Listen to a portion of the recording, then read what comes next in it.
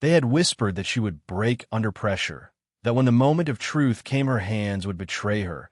Yet at 26, Emma Cross stood on the 1,000-meter line at the Marine Corps Scout Sniper School in the wind-swept ranges of Camp Pendleton, California, the desert sun glinting off the polished barrel of her custom rifle, the cool sea air carrying the faint scent of salt and dust, her breathing slow, her eyes locked on a distant steel plate that seemed smaller than the nail of her thumb.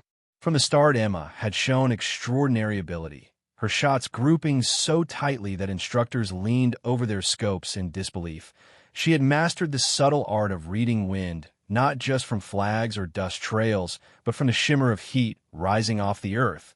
Her ballistic calculations always exact, her ability to adapt to shifting light and distance so natural it seemed instinctive. Yet there was one detail that followed her like a shadow, a barely visible tremor that surfaced in her right hand during moments of extreme stress. It was not the kind of shake that threw shots wildly off course. In training, her scores remained perfect even when instructors turned up the heat and the pressure. But in the world of long-range precision, perfection under control was not enough. You had to be perfect when chaos closed in, when a mission's success meant lives saved or lost, when a single missed shot could mean disaster. Gunnery Sergeant Robert Stone, a tall man with a reputation for pushing students to their limits, had made his concerns clear during her final evaluation. He told her she was unmatched under calm conditions, but they had documented those tiny stress tremors, and in his words, a sniper must be unshakable when lives are on the line. Master Sergeant Michael Reeves, the chief instructor, went further, pointing out that in combat you could be in position for 18 hours, hunted by enemy spotters, pinned under fire, and that the tremor could become the one flaw the enemy exploited. Staff Sergeant Maria Vega, Emma's primary instructor, had a softer approach, but her message was the same. She reminded Emma that technical mastery was only one side of the craft. The other was absolute control over the body's response to stress, and that the Corps could not take the risk of sending someone into the field who might falter in a critical second. Emma listened, her expression calm, but her mind unshaken. She had studied the biomechanics of precision shooting in detail. She understood muscle micro-movements, the interaction between heartbeat, breath, and trigger control, and she had come to believe that the tremor was not weakness. It was a signal. Her nervous system was not breaking down. It was entering a heightened state, processing environmental information faster, sharpening her perception. She explained that her body reacted to stress not by losing control, but by becoming more sensitive to every subtle change around her. She could feel the shift in wind direction before a gust reached her face. She could sense the difference in air pressure as clouds passed overhead. To her, the tremor was not an enemy to be eliminated, but a tool to be trained. And though her instructors remained skeptical, she kept refining her methods. Her rifle, a sleek 338 caliber long-range platform with a finely tuned bipod, became an extension of her will. She practiced not to eliminate the tremor, but to synchronize it with her heartbeat, her breathing, creating a rhythm where the movement aligned perfectly with the natural pause between breaths. Her trigger breaks timed so that the shot released in the stillness of that pause. Weeks turned into months, and though she graduated, the debate about her readiness lingered. Some instructors saw potential, others saw risk, but Emma was certain the day would come when she could prove that her way of seeing the world, her way of controlling her body, was not just good enough, it was the future of long-range precision. That day would arrive far sooner, and under far more dangerous conditions than anyone at Camp Pendleton could have imagined. 8 months after leaving Camp Pendleton, Emma Cross found herself staring at a topographic map spread across a folding table inside a field command tent. The air thick with the hum of radios and the low murmur of tactical briefings. Outside the tent, the chill of the Montana mountains pressed in, the peaks of the range standing like silent sentinels under a pale sky. The map showed a narrow mountain pass known as Iron Valley, a place where rugged cliffs met steep pine-covered slopes, its single winding road serving as the only access to the Three Rivers Valley beyond. For 6 long months, the pass had been in the hands of a heavily armed domestic militant group, their leader a man named Victor Hale, once a decorated military engineer, now a calculating enemy who had transformed an abandoned Cold War bunker into a fortress capable of withstanding airstrikes and ground assaults alike. Inside that valley lived over 10,000 residents, isolated from supply lines and medical aid. The militants had taken 50 federal agents hostage in their first attack, scattering traditional rescue plans, with Hale at the center of it all, directing defenses from deep inside the bunker's reinforced command post. Every attempt to breach the defenses had been met with heavy resistance, and every day the siege dragged on, the situation grew more desperate. The mission briefing was led by Colonel Patricia Warren, a commanding figure whose voice carried the kind of authority that left no room for hesitation. She told Emma she would be assigned to Sniper Team Alpha for an operation code named Iron Breaker. The objective was to provide precision fire in support of federal teams moving to breach the bunker complex.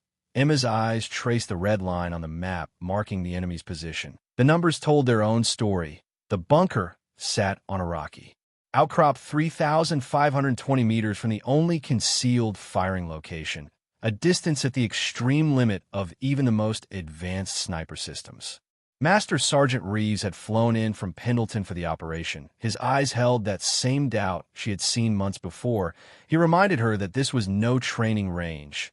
Here she would be under constant surveillance by enemy spotters, exposed to crossfire from multiple positions, operating in a cold, thin air that would twist the path of any bullet. He warned that if her stress tremors surfaced at the wrong moment, the entire mission could collapse.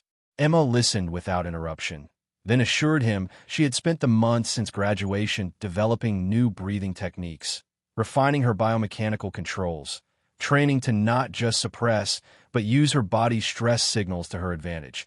She told him she had studied the ballistic requirements for the shot and believed she could make it when others could not. Reeves said nothing in return, but his silence carried the weight of skepticism. In the early hours of a Tuesday morning, frost still clinging to the rocks, Emma and her spotter, Corporal Daniel Hart, began their climb toward the designated observation post, a jagged stone outcrop code named Bravo. The path was narrow, the air biting cold, each step taken in careful silence. The valley below, shrouded in shadow, the bunker itself barely visible in the distance, its steel and concrete walls blending into the mountainside. The position offered the only clear line of sight into the bunker's command center, but it also left them dangerously exposed. A single wrong move could reveal them to the enemy patrols that were actively searching for federal sniper teams. Their communications had been intercepted, and Hale's forces knew exactly what was coming. Hart scanned through his spotting scope, reading off environmental data in a low voice. Wind between 8 and 12 miles per hour from the northwest. Temperature just above freezing, pressure steady. Range confirmed at 3,520 meters. Emma adjusted her scope, the glass sharp and clear, her mind running through the long chain of ballistic variables: bullet drop, wind drift, the subtle pull of the Earth's rotation, the density of the mountain air, the thermal currents that would rise with the sun. She understood the difficulty. This was beyond the standard manuals, beyond what most shooters would even attempt. And yet for her it was a challenge that pulled every thread of skill and instinct into focus. The months of debate, the years of training, the moments when she had been told she might never be trusted with a live mission, all of it now led to this place, this target, this shot. The enemy had the high ground and the advantage of numbers. But Emma had one thing they could not match: the ability to turn what others called weakness into an edge, to see patterns where others saw noise, to feel the unseen forces that would carry or deflect a bullet in flight. And she knew in the hours ahead she would have to prove that it was enough. The climb to observation post Bravo was slow and deliberate, every movement measured, every shift in weight tested before committing. Emma Cross and Corporal Daniel Hart moved like shadows against the jagged stone, the early morning light casting long fingers of gold across the mountain face, the wind biting against exposed skin, each gust carrying the faint scent of pine from the valley far below. By the time they reached the narrow ledge designated for their height, the sun had risen high enough to paint the snow-dusted peaks in sharp relief. The bunker was a dark tooth of steel and concrete embedded into the rock across the gulf, distant yet dominating. From here, Emma could see the faint gleam of reinforced windows and the subtle lines of firing ports. She knew Victor Hale would be inside, surrounded by layers of fortification. A man who believed himself untouchable. Hart unpacked the spotting scope and began to read the world like a book only trained eyes could decipher. Range confirmed at 3,520 meters. Wind fluctuating at 10 to 12 miles per hour. Direction shifting west by southwest. Temperature 42 degrees. Pressure holding steady. He paused, watching the shimmer of air above the valley floor, noting thermal currents rising in uneven waves. Emma settled behind her rifle, the cool metal fitting against her shoulder, as if it had been forged for her alone. Her cheek rested lightly against the stock, her eye finding the narrow frame of glass that revealed the enemy command center. The distance made Hale look like an insect crawling behind his desk, yet she knew that tiny figure was the anchor of the entire siege. The shot was beyond standard doctrine. It was not simply about lining up crosshairs. It was a problem of physics and patience. Her mind began calculating. Bullet drop at this range would be more than 1,000 inches. Wind drift nearly 5 feet, depending on velocity layers. The Coriolis effect pulling subtly due to the rotation of the Earth. Powder temperature affecting burn rate and muzzle velocity. Even the altitude here, 6,000 feet above sea level, would change how the round flew. Through the thin air. For the next hour, Emma and Hart adjusted, observed, recorded, and recalculated. She was aware of the ache beginning in her elbows and shoulders from holding position, the steady cold creeping into her fingertips. But she welcomed it. She had trained for this, her breathing slow, her awareness sharp, the tremor in her hand stirring faintly as adrenaline seeped in her blood. Not a curse, but a signal. The heightened sensitivity she relied upon. Enemy patrols moved below them, figures scanning the slopes with binoculars and rifles. The knowledge that discovery meant instant death hung over them like a drawn blade. Hart kept his voice to a whisper, calling out minor shifts in wind or light. Emma absorbed every change, feeding the numbers into the mental equation that built her firing solution. Hours passed, the light shifted, the temperature climbed, and with it the thermal currents grew stronger, distorting the air like ripples on water. She adjusted for them, knowing that a round in flight for more than 4 seconds would dance through multiple layers of wind and heat before striking home. Any miscalculation in timing or aim would send it wide, and at this distance there would be no second shot. Hart reported movement inside the command center. Hale stepping into view intermittently. The window of opportunity would be small, 30 to 40 seconds at most when he performed his hourly radio check. Emma's pulse quickened.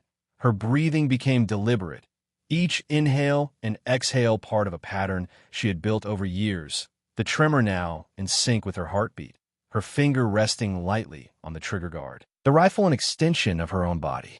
She knew the moment was coming, and when it did, she would need to act without hesitation. The entire siege, the lives of the hostages, the safety of the valley's residents, all of it balanced on the fine edge of her preparation, her instincts, and her belief that what made her different was what would make her succeed. The mountains were still around her, the wind whispering over the rocks, the scope's reticle holding steady over a point of glass half the width of her palm. Every muscle under her control, every thought honed to the singular act that lay ahead. She would take the shot when it came, and she would not miss. The call came in low and steady from Corporal Daniel Hart. Target in position. Range unchanged at 3,520 meters. Wind steady from the west at 10 miles per hour. Window of opportunity no more than 40 seconds. Emma Cross eased into the final phase of her preparation. Her eye locked to the scope, the crosshairs floating over the narrow strip of reinforced glass that shielded Victor Hale. Her pulse was a drum in her ears, but each beat matched the rhythm of her breath. The faint tremor in her hand, now fully under control, woven into the stability of the shot. She adjusted her aim to account for the wind shift, for the temperature, for the invisible arc her bullet would follow across 4.2 seconds of flight. She pictured the round leaving the muzzle at nearly 3,000 feet per second, arcing high, then descending with silent inevitability toward its mark. Hart gave the last confirmation. Environmental conditions locked, trajectory verified. The world outside the scope fell away. There was no mountain, No valley, no siege, only the reticle and the target. The moment stretched thin, her mind running the final sequence of calculations. Bullet drop of over 1,200 inches, wind drift of nearly 60, Coriolis drift from the Earth's turning, air density shift from altitude, powder burn altered by temperature, thermal currents rising. From the valley floor, each variable placed into position in a solution that would hold true for only a heartbeat. Her breath reached its natural pause, the point of stillness she had trained for, and in that sliver of time her finger tightened. The rifle spoke with a sharp crack that echoed against the stone, the recoil pressing into her shoulder. The round launched into its long arc, crossing wind layers, slipping through invisible rivers of air, its flight unseen but imagined in perfect clarity in her mind. Hart counted the seconds, 2, 3, 4, and then a faint flash inside the command post as the round struck home with unerring precision. Victor Hale dropped instantly. The chain of command in the bunker severed in a single moment. Hart confirmed the hit, his voice low but carrying the weight of disbelief and respect. The shot had been clean, decisive, and at a distance that rewrote the limits of the possible. In the minutes that followed, confusion rippled through the enemy positions, defenders abandoning posts, their coordination unraveling without Hale's direction. Federal assault teams began to advance, finding openings where none had existed before. Emma and Hart remained in position, scanning for secondary threats, ready to fire again if needed. But the tide had turned. The fortress that had stood impenetrable for half a year was crumbling from within. Through her scope, Emma watched the collapse unfold. Squads of militants scattering, some throwing down their weapons, others attempting to flee into the surrounding mountains. The sound of gunfire in the distance told her that resistance still lingered in pockets. But the backbone of the defense was gone, one man removed, and the machine around him had ground to a halt. Colonel Warren's voice came through the comms. Bunker breached, hostages secured, enemy surrender in progress. Emma felt the tension drain from her muscles, the weight of hours in position releasing all at once. She lowered her rifle slightly, the cold air rushing over her face as she let her lungs fill deeply for the first time since the mission began. Hart glanced at her, the look in his eyes telling her he knew they had been part of something that would be spoken about for years. But Emma did not think of records or accolades in that moment. She thought of the 50 agents freed, of the 10,000 Valley residents who would see supplies and medicine again, of the families who would wake to news that the siege was over. Still, they stayed in position until the all-clear came, only then beginning the careful withdrawal from the rocks, their movements slow and silent. The valley below no longer a prison, but a passageway reopened. The mountains no longer holding danger, but standing watch over a place returned to peace. The return to the Tactical Command Center was quiet. Emma Cross and Corporal Daniel Hart moving past lines of federal agents and Marines. The air inside the large tent carrying the smell of hot coffee and the faint trace of sweat from long hours of tension. Screens showed live drone feeds of the bunker being secured, columns of surrendered fighters kneeling under guard, hostages being escorted to safety, medics moving quickly among them. Colonel Patricia Warren met them at the map table, her expression a mixture of steel and pride. She told Emma that what had been accomplished today would be studied for years to come, that a shot taken at 3,520 meters under these conditions was not simply exceptional. It was a shift in what the world believed was possible. Master Sergeant Michael Reeves, the same man who had doubted her readiness, stepped forward, his voice carrying a tone Emma had never heard from him before. He admitted that what he had once viewed as a flaw was in fact an adaptation. Her nervous system's heightened response had given her an edge that no standard training could produce. Hart added his own words. Speaking not as her spotter, but as someone who had witnessed the act firsthand, he told her that in 5 years behind a scope, he had never seen anyone calculate and account for so many variables in real time. That the shot had been more than skill.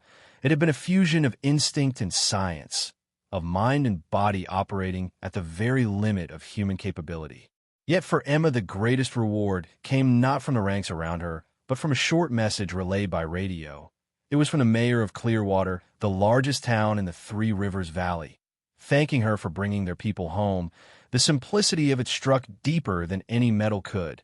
because it was a reminder that every calculation, every hour of stillness in the cold, every breath timed to perfection, had been in service to lives saved. In the months that followed the operation, federal sniper training programs began to change. Instructors no longer dismissed unusual physical responses as weaknesses without first understanding them. The techniques Emma had developed, controlling breathing patterns to align with micro-movements, using the body's heightened state under stress as a source of information rather than a hindrance, were formalized into what became known as the CROSS method. Courses across the Marine Corps and federal agencies adopted it, and for the first time recruits were told that sometimes what set them apart could be their greatest advantage. Her record-breaking shot stood as the longest confirmed kill in domestic law enforcement history, surpassing the previous mark by more than 800 meters. But Emma rarely spoke about the distance. She spoke instead about the process, about patience and discipline, about learning to read the environment until it felt like a second skin. She reminded those she trained that every beat of the heart, every shift in breath, every tremor was the body giving data to the mind, and the difference between failure and success often lay in how that data was used. Years later, she would take command of the Marine Corps Advanced Marksmanship Research Program at Quantico, Virginia, working to refine technologies and techniques that push the limits of range and accuracy. Her students learned not only the science of ballistics, but the art of listening to the body, of finding calm in the eye of the storm. They heard her repeat the same lesson to every new class. Never let anyone tell you that your natural responses are your enemy, because sometimes the very thing they believe will break you is the thing that will hold you steady when it matters most. Emma's hands, once thought to be the reason she might never serve as a sniper, had delivered the shot that ended a siege, saved lives, and rewrote doctrine. Her story traveled quietly among those who worked in the shadows, among the marksmen and women who understood that perfection was not the absence of flaws, but the mastery of them. In the end, her legacy was not just a number measured in meters, but the proof that human limits are often far further than anyone dares to believe.